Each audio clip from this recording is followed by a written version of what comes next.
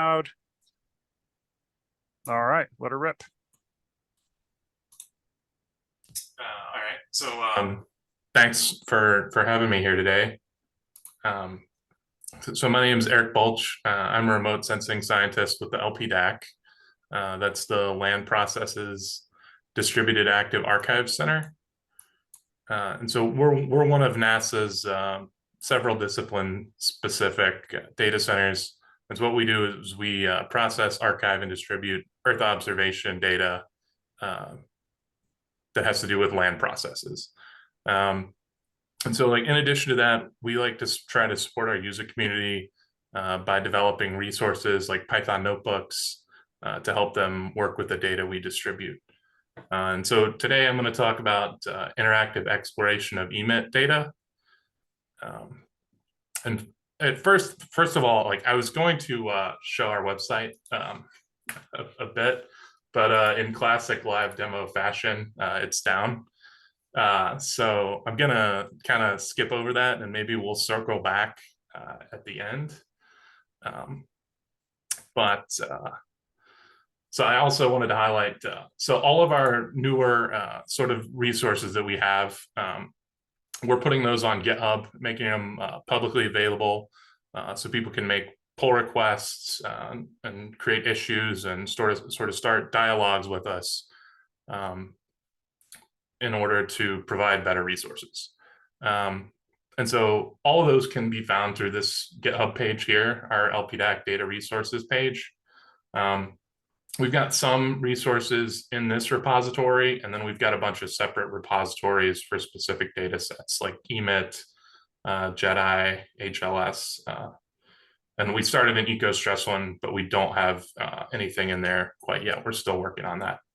And so today I'm going to sort of look at the repository for EMIT resources. And here in this repository, we've got a little bit of background about EMIT. And then we've got a bunch of different Jupyter Notebooks or guides for working with the EMIT data. So I'm going to go ahead and open up this Exploring L2A Reflectance notebook.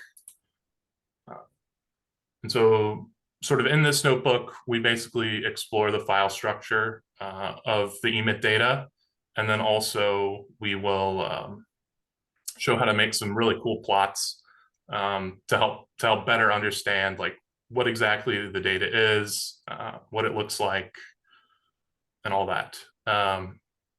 And so just a little bit of background on the EMIT instrument.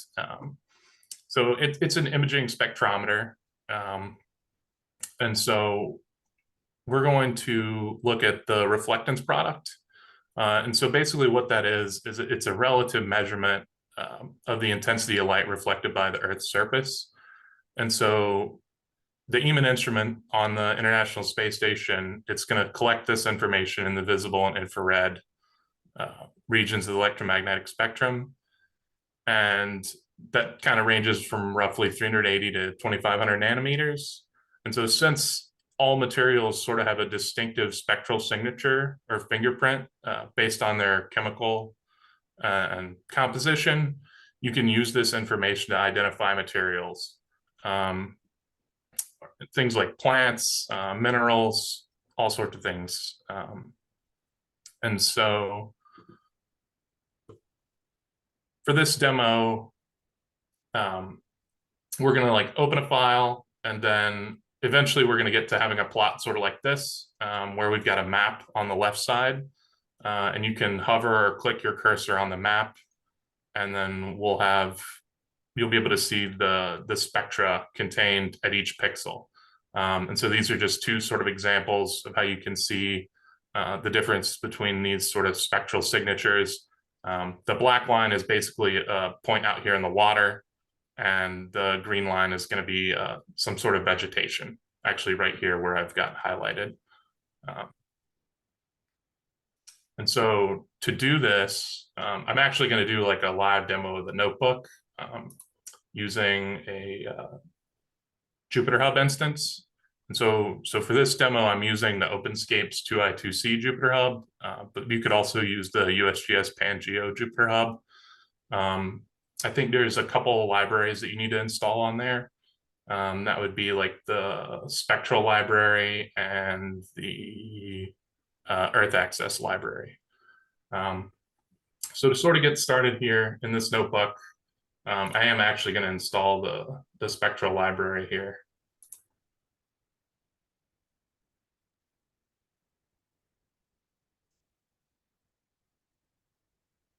And then import these packages. And so with when you go to get data from NASA Earth Data, you need to have a login. And so we like to use this Earth Access library as a way to sort of manage credentials. And so what it does is if you have an Earth Data account, you can use this one line of code to prompt you for your login information. And then after that, it'll store it in a netrc file. And so there's a lot less work. You don't have to make a netrc file yourself. This sort of all does it within just one line of code, and that'll allow you to download data or stream it.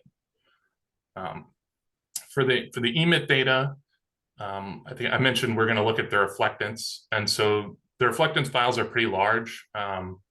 And so in this example, we're just going to download the file.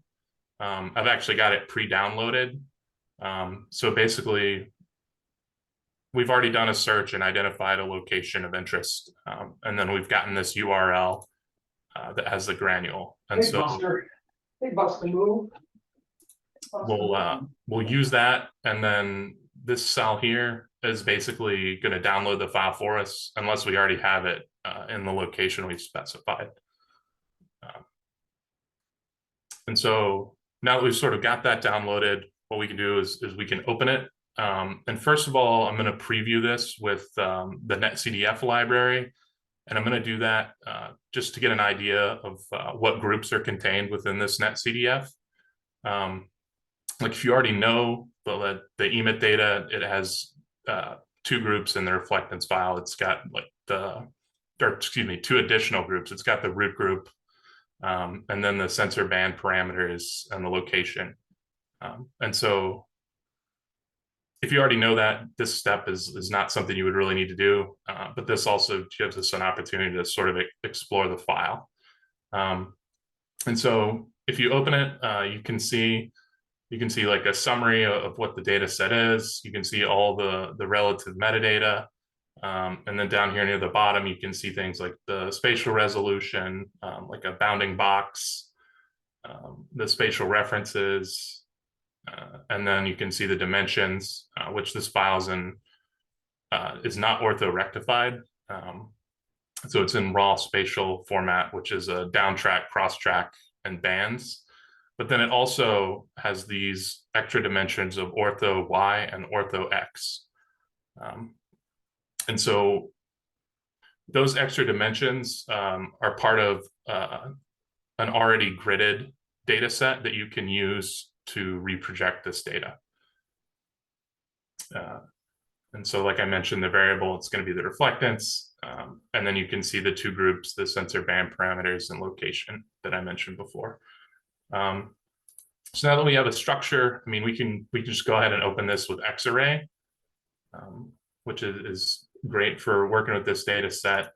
And then if you just needed to extract the keys, like you could do that with the NetCDF library. And then what we'll do is we'll go ahead and open those other two groups as separate xarray data sets. And so now we've got sort of all that data opened. And you can see that the sensor band parameters data, what that's got like your wavelength centers, which is the frequency at which each band center is, and then also your full width half max, and whether it's a good wavelength or not, which you can use to filter the data. Then the location group, it's got a Latin long pixel centers, of each cross-track and down-track position, then also elevation, and then it's got this GLTX and GLTY. And so the GLT is the geometric lookup table. And what that does is basically allow you to pull this data into geographic space with a predetermined grid.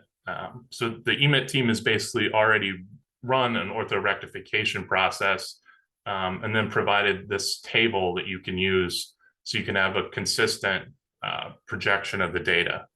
And this also does a couple other things. It allows the file sizes to be a little bit smaller because you don't have 285 bands that are at this larger resolution. You only have to have the 2 packaged in this file. And so that eliminates a lot of the empty space that would typically be in an image. And then also it allows you to work in the raw spatial area, which is helpful specifically for this sensor because of its design. Essentially, along this cross-track dimension, you've got 1,242 parallel spectrometers. And if you keep that in this dimension, you can do like sort of independent corrections to help calibrate the data if you're working really closely with it. So here, I've got these 3 data sets open. And what I want to do is basically merge them all into one. And we could use the merge function from xarray. But since all of these properties I've been talking about are basically describe the reflectance variable, what we're going to do is we're going to assign them as coordinates. And that's going to help us with a couple things later. And then we're also going to just swap out the bands dimension since it's just sort of an abstract number. And we're going to replace it with the actual wavelength value so we can search with that. And so now we've got like a pretty good, a nice looking X-ray data set. And it's got your down track, cross track, and wavelengths. And then it's also got our orthorectified dimensions and sort of all the dimensions that I was, all the coordinates I was talking about in addition to the reflectance. So we can just delete these extra data sets now that we've all got them, now that we've got them merged together. And so what we'll do here is we'll visualize a spectra. And so we'll just use the select function from xarray and then to pick out a down track and cross track location. And then we'll use hvplot to plot that. So just for this sort of random location, you can see the location and then your spectral signature for that pixel. And so we see these flat regions around like 1300 to 1450 or something, and then also over here. And these are water absorption features. And so the data in these regions will remove because it's typically very noisy and you can't really use it to do anything. And these are also denoted with the bad wavelengths flag. So we can just mask those out and get a cleaner plot that'll just show the reflectance. And it looks like this is taking just a second. Okay. And so we can see that there's actually no data here. We've got that masked out for a nice clean look. And then we can also plot this data spatially. And so before we changed the dimension from band to wavelengths. And so we can use that in our select function here, and we can just select what wavelength we're interested in. And then we can plot that.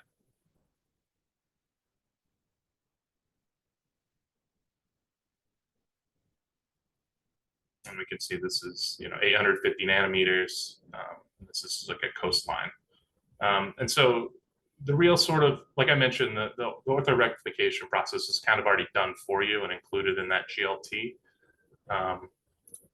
And so in order to do that process here, if we take a look, we can see the different dimensions again. And so what we want to do is use those indexes to build an array of these ortho, y, and x dimensions with 285 bands. And so to do that, I've included in this this repository an EMIT tools module, and it does basically all the work we've done so far in this notebook, and then it gives you an option to orthorectify if you want to, and with a single function, with just this EMIT xarray function. And so we'll import that module, and then we can say ortho equals true, and that'll go ahead and orthorectify it for us. And it does take just a second because it's a pretty big data set. But now we can see we're in geographic space. We've got like a latitude, longitude, and wavelengths, and that these dimensions match up. And if you are more interested in how the orthorectification is done, there is another notebook in the repository that does a much more in-depth explanation. So now we can go ahead and plot this, and this is just sort of to illustrate the difference of what this looks like orthorectified versus not. And you can see here how much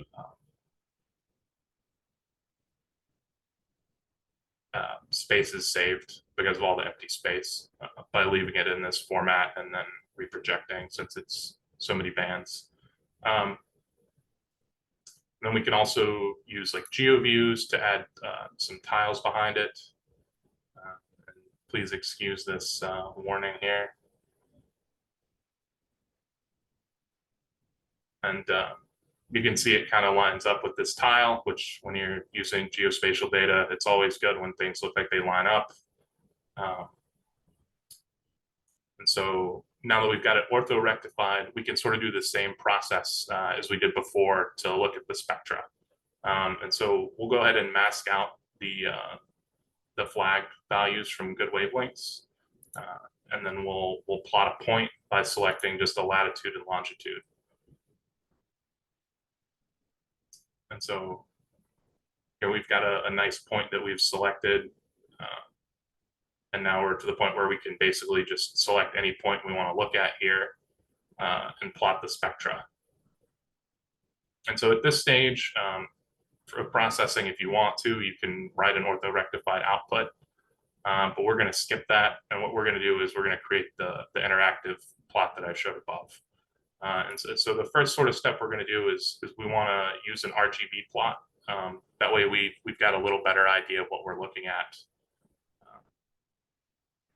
And so we'll select those wavelengths and pull them out into a separate data set. And then because a lot of the reflectance values are very low, and then there's only a few pixels that are very high, we need to do like an adjustment of the brightness. And using this gamma adjust function, we can basically adjust this bright value here to change the brightness in the image. And so I'm going to run that on our RGB xarray object. And then I'm going to make a map plot object. And lastly, what we're going to do is we're going to set up the interactive part. And so here to visualize the spectra at each pixel, what we're going to do is we're going to create a function using the HoloViz streams library, and this pointer and tap function, basically that's going to allow us to either hover our mouse cursor over or click on a pixel and retrieve values from the map object. And then here what we're going to do is we're going to take those X and Y locations and pull them out of the orthorectified reflectance file. And we'll do that for both point and click, and then we'll make a plot.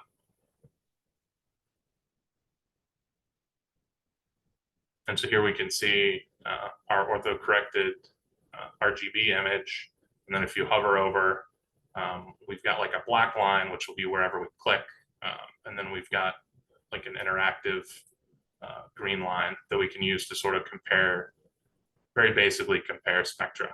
So like if we look at some there's some like fields over here in the corner. We can like click on one. We can like look at one that's where the vegetation is more senesced. And we can see sort of the differences as we move around and click. And so that's pretty much what I've got for this notebook. So it kind of just takes you through the structure of the data and then how to make this plot. Awesome. So, are there any Hey, questions? Erik, the website is also up if you want to. Oh, okay.